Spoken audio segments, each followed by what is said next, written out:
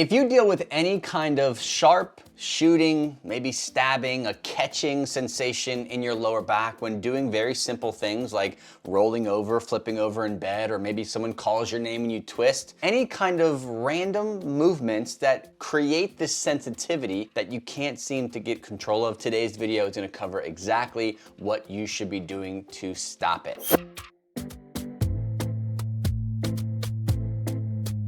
Episode number 17 of the Fitness for Back Pain podcast. This is something that I actually recently had a conversation with a student of mine inside of my Accelerator Strength and Pain Relief program. If you're looking for more help one-on-one, you can go into the description of this podcast or this video here, and that will give you all the details you need to know about what that entails. Early in the program has a lot of sensitivity around random movements. This is actually a very common thing. Depending on your symptoms, depending on how you describe this is often due to an instability issue. There are certain movements that you might do that kind of poke the bear of that injury or trigger an automatic response in your body to protect. I call this your internal protection mechanism. I've also referred to it as your internal pain alarm system. When you're in chronic pain for a very long period of time, your inflammation in this area is higher, chronically sensitive in this area, your brain's gonna start saying, hey, you're not doing what you should be doing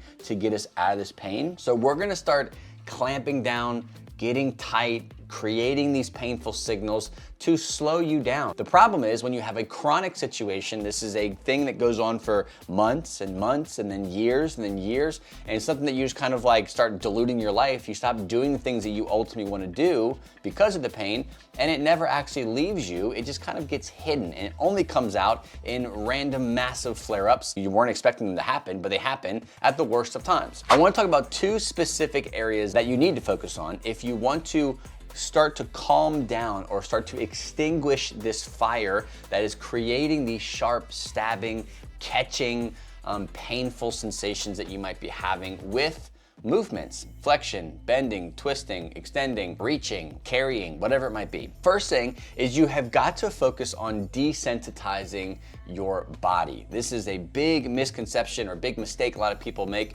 when it comes to chronic back pain, is they rush right into exercise. They go make an appointment with their surgeon, they have an x-ray done before they get their MRI done, they have to go do PT, they go do PT, PT doesn't help, so they go back to their doctor, they get their MRI. Their MRI says they have herniations and degenerative discs or whatever they might have, and their doctor's like, there you go, that's the problem, we gotta fix that. And it's just not the case specifically. What we have to do instead is we have to focus on desensitizing your pain system. Now this comes in the form of your lifestyle, your habits, your movements, your routines, your mindsets. Everyone has a very unique desensitizing strategy. It's not like a one-size-fits-all formula type of thing. You have to look at the individual person. What are the things that actually are picking the scab, making me so sensitive? Not just the activities that are causing pain, but how am I responding mentally and physically to the activities in my life that I know cause pain. So that's both a mechanical side and then a psychological side, a mind-body side. Focus on modifying your life, modifying the activities, the movements, the habits that you have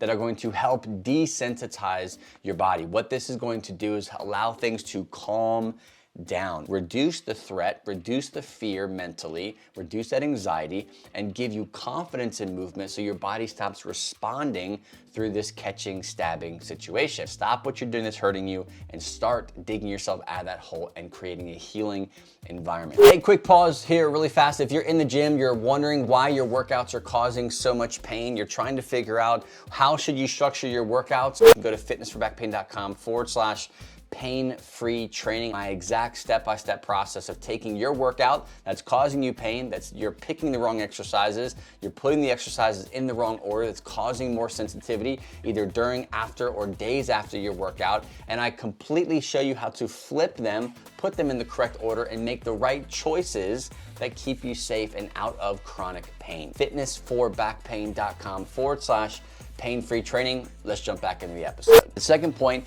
is this is more of an actionable way of doing it. This is one way of doing it. You've got to find opportunity throughout your day to Approach very active things in a passive way. Twisting, for example. Someone calls your name, you're like, "Oh, what's up?" And you twist and you're like, "Oh, snap." And then your back catches and you have that sharp stabbing pain. What you've got to do on a daily basis in a controlled, passive way, as in no one's calling your name, you're choosing to do this in a non-threatening way. You can grab like a bunch of pillows, a bunch of couch cushions or a stability ball, whatever you have, hug it like a bear hug, and I want you to exhale and do the rotation, do the movement that causes the sensitivity that you are experiencing. Not only introduce the opportunity to actually do the exercise that's causing the sensitivity, but do it in a safe way. Another example of this is when you're getting out of bed. We kind of roll over in bed and we stiffen and we roll over and then we kind of prepare ourselves and we say, okay, 1, 2, 3, and we sit up. Instead, what I want you to do is exhale while you are flipping over or while you are shifting yourself into a more upright position so that you can step out of bed. We trigger our protection mechanism, like you're mentally doing this, like you're actually knowing that you're doing it,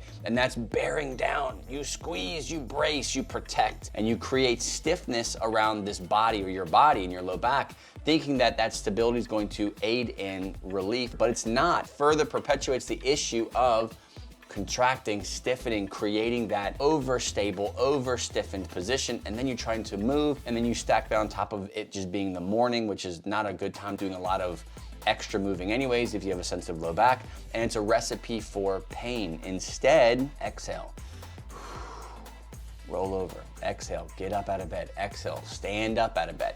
That's what I want you to do as far as the actionable things that you can do. Again, you've got the first one, grabbing a stability ball, rotating, and you can use that strategy with any kind of movement. If it's bending over, then grab something, create some kind of like, Biof Feedback, and you're just gonna do a very gentle forward bend, and then you're going to come back up. You're just trying to find the ability to go into this painful movement with complete control and relaxation. There's this concept that I teach inside of my Accelerator Strength and Pain Relief program, melt before you move. This concept touches on that idea, trying to create an environment for your body to experience these painful catching, stabbing moments without the fear, without the forcing yourself to have to do it. You have to buckle up. You jump in the car, you're late for work, you twist and you grab your buckle and you twist again, and then boom, you feel this big catch, sharp pain, sciatica, whatever it might be in your back. What's done is done. There's no secret stretch or medication that's gonna eliminate that inflammation, eliminate that symptom. What you can do while you're not actually rushing out the door to get to work or to pick your kid up, whatever it might be, you can slowly mimic that same movement. And when you get to those end ranges of motion, where you're like, okay, this is where it gets kind of dicey, you're able to slow it down, exhale while you're doing it, experience that end range or experience that moment of movement in a positive way. So you're feeding your brain positive movements, you're feeding your brain positive experiences, reducing the fear, reducing the overprotection mentality, and then you're gently, slowly coming out of it. And you're experiencing that a couple of times. You don't want to keep doing it until your back's mad. Once, twice, 3 times, maybe 5 times. As long as it continues to feel good, it's okay to keep doing it. If you create this environment to now take that little concept and then you apply that to every single thing in your life, you could do it in like rep and set format, a workout format. You can do it in a few different ways. Once you create that type of environment and you create that type of game plan for your life, you will begin to create an environment where you can desensitize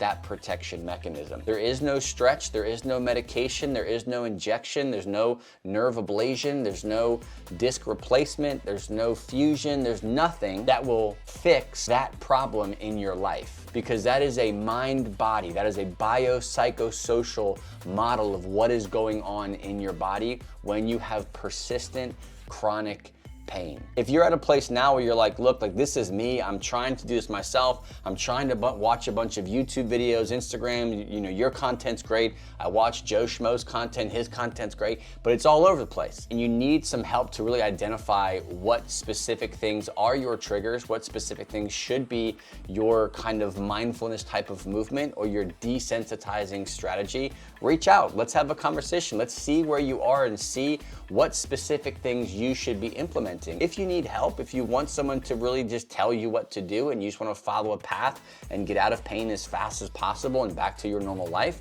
sure, you can do that as well. But if you're interested in getting more help, if you want me to look at your situation, I'm happy to have a conversation and see where you're at. There's a link below this video or this podcast in the description. You can go to fitnessforbackpain.com/apply. That will give you some information. There's a little video there that gives you more details on what the coaching program is.